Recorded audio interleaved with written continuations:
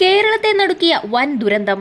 35 മണിക്കൂറോളം നാടിളക്കി തിരച്ചിൽ. ഒടുവിൽ വിശപ്പിന് മുന്നിൽ പിടിവീണു. തിരച്ചിൽ അവസാനിപ്പിച്ചെന്ന് വരുത്തിത്തീർത്ത പോലീസ് ബുദ്ധിയും പ്രതിയെ പിടിക്കാൻ വഴിയൊരുക്കി. പോലീസ് തിരച്ചിൽ അവസാനിപ്പിച്ചു എന്ന് കരുതി ഭക്ഷണം തേടി ചെന്താമര എന്ന കൊടും കുറ്റവാളി മലയിറങ്ങി. വീട്ടിലെത്തി ഭക്ഷണവും കുറച്ചു ദിവസത്തേക്ക് ഭക്ഷണമുണ്ടാക്കാനുള്ള സാധനങ്ങളുമായി തിരികെ കാടുകയറാനായിരുന്നു ചെന്താമരയുടെ ലക്ഷ്യം. 2019 കൊലപാതകം നടത്തി ഒളിവിൽ പോയ ചെന്താമര വിശന്നു വലഞ്ഞ് കുടുംബ വീട്ടിലെത്തിയപ്പോഴാണ് അന്നും പോലീസിന് പിടികൂടാനായത്. ഇക്കാര്യം അറിയാവുന്ന പോലീസ് കുടുംബ വീട്ടിലേക്കുള്ള വഴികളിൽ കാത്തുനിന്നത് ചെന്താമര അറിഞ്ഞിരുന്നില്ല. വീടിനു സമീപത്തെ വഴിയിലൂടെ നടന്നു വരുമ്പോൾ പ്രതിയെ പോലീസ് പിടികൂടി.